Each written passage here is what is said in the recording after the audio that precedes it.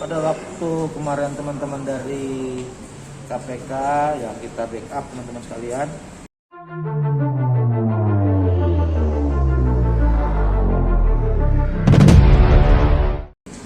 melakukan operasi tangkap tangan. Kita melakukan penggeledahan pada saat itu, datang ke rumah rumah pribadi Bupati Langkat.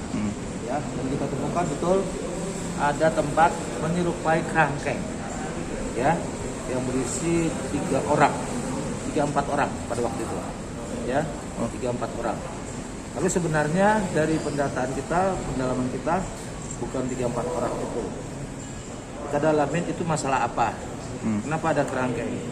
Dan ternyata dari hasil pendalaman kita, memang itu adalah tempat rehabilitasi yang dibuat oleh yang bersangkutan secara pribadi dan sudah berlangsung selama 10 tahun. 10 tahun untuk merehabilitasi korban-korban narkoba, ya, pengguna narkoba. Dan teman-teman kalau lihat kemarin di situ, itu adalah pengguna narkoba yang baru masuk 2 hari dan malamnya sebelum dilakukan kita melakukan operasi tangkap tangan, ya, baru masuk. Yang lainnya sedang bekerja di kebun, di ladang. Jadi pagi kegiatan mereka. Nah, kegiatan itu sudah berlangsung 10 tahun.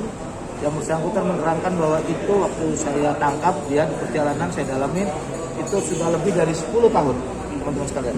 Lebih dari 10 tahun. Apakah itu ada izin? Apakah itu ada izin? Iya, makanya tadi saya bilang pribadi. Ya, belum ada izinnya. Tapi selama ini saya dalamin bagaimana pemeriksaan kesehatan. Siapa yang bekerja di sana? Dari penjelasannya, di sana mempekerjakan warga binaan yang sudah sehat, dipekerjakan lagi di sana. Dan sebagian besar yang direhab di sana itu oleh pribadinya, itu cukup baik. Yang kedua, saya tanya masalah kesehatannya bagaimana? Itu sudah dikerjasamakan dengan puskesmas setempat dan dinas kabupaten. Nah, ini saya dorong, sebenarnya niatnya baik, tapi harus difasilitasi untuk secara resmi melakukan kegiatan rehabilitasi tersebut. Itu gambaran dari hasil pemeriksaan kita. Ini masih terus kita dorong teman-teman BNP untuk bisa memfasilitasi itu. Ya, teman-teman sudah berkoordinasi kemarin kepada BNP supaya diajak pimpinan. Yang begini-begini ini harus terus. Kita tahu teman-teman sekalian, Sumatera Utara menjadi tempat nomor 1, ya, dan ini menjadi concern kita. Kita harus tumbuh kembangkan tempat-tempat rehabilitasi swasta karena pemerintah tidak mampu. Swasta pribadi yang tentu harus legal, gitu, harus legal. Jadi ini harus difasilitasi, itu kan nggak apa-apa ya. Kita dalam, tapi ini saya akan sampaikan berdasarkan hasil pemeriksaan saya ketika melakukan penangkapan kemarin. Tidak ada yang bekas dianiaya, Pak, ya? Tidak ada.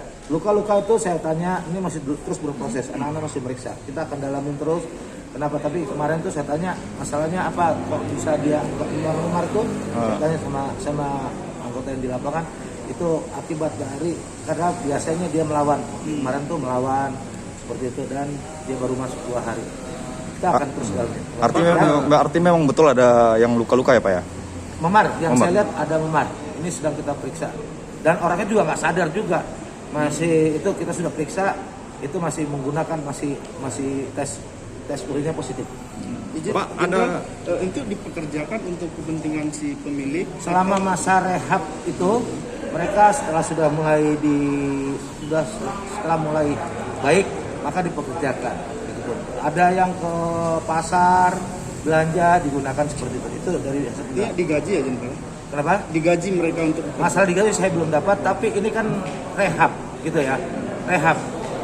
Siapa yang digaji, siapa yang menggaji ini nanti jadinya. Gitu ya. Tapi yang jelas saya tanya mekanismenya, catatannya sudah kita dalamin semua. Ya. Pak, ada ini harus difasilitasi sehingga kemampuan pemerintah untuk membangun tempat rehabilitasi itu sangat terbatas. Tapi sekarang pun tahapannya saya sudah bicara Gubernur Sumatera Utara selaku Ketua Gugus Tugas dari penanggulangan ini. Kemarin saya sudah cek, tahun ini sudah ada peningkatan untuk membiayai korban-korban yang menjadi para pengguna narkotika.